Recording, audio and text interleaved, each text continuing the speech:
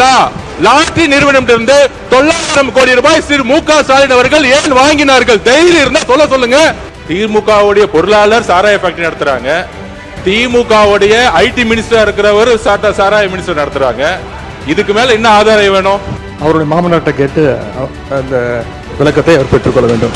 எனக்கு தெரியாது. அப்பாவை இங்க காணோம். வீட்டுக்கு போய் உங்க அப்பாட்ட கேளுங்க. உங்க அப்பா கரெக்டா சொல்லுவாரு. ஏன் வாங்கினாரு உங்க அப்பா சொல்லுவாரு. ஆட்சிக்கு வந்த பிறகு திமுகவுடைய ட்ரெஷரர் சாராய ஆலையை நடத்துகிறாரா இல்லையா? ஒரு கேள்வி. திமுகவுடைய பாராளுமன்ற உறுப்பினர் ஜெகத் ரட்சகன் சாராய ஆலையை நடத்துகிறாரா இல்லையா?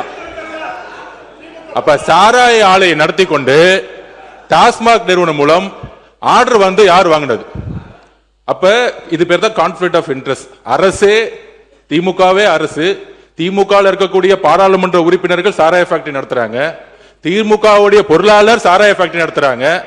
திமுகவுடைய ஐடி மினிஸ்டரா இருக்கிறவர் சாராய மினிஸ்டர் நடத்துறாங்க. இதுக்கு மேல என்ன ஆதாரம் வேணும்? பேசுங்க. ஒரே ஒரு நிமிஷம். மாண்புமிகு உறுப்பினர் லாட்டரிங்கிறாங்க. திரு உதயநிதி அவர்கள் சொல்லணும். ஏன் 900 கோடி ரூபாய் லாட்டரி நிறுவனம் வாங்கினாங்க திமுக? பதில் சொல்லட்டும்.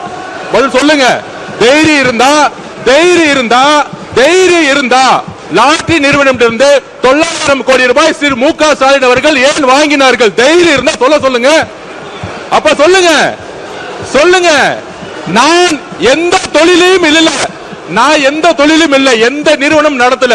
தைரியம் இருந்தா ஏன் நடத்துறாங்கன்னு சொல்லுங்க. அதுக்கப்புறம் பதில் சொல்லலாம். மாண்புமிகு எதிர்க்கட்சி தலைவர், நம்முடைய அமைச்சர் அவர்கள் திமுக ஏன் லாட்டரி நடத்துகின்ற நிறுவனத்திடம் என்று ஃபண்டு வாங்கினாங்க அப்படின்னு கேட்குறாரு. அது கொடுத்தது அவருடைய மாமனார் தான். அவருடைய மாமனார்ட்ட கேட்டு அந்த விளக்கத்தை அவர் பெற்றுக்கொள்ள வேண்டும். அது அவரும் உங்க அப்பாவுக்கு மட்டும்தான் தெரியும். உங்க அப்பா கிட்ட தான் கேட்கணும். எனக்கு தெரியாது. அப்பாவை இங்க காணோம். வீட்டுக்கு போய் உங்க அப்பாட்ட கேளுங்க. உங்க அப்பா கரெக்டா சொல்லுவாரு. ஏன் வாங்கினாரு உங்க அப்பா சொல்லுவாரு. மாண்புமிகு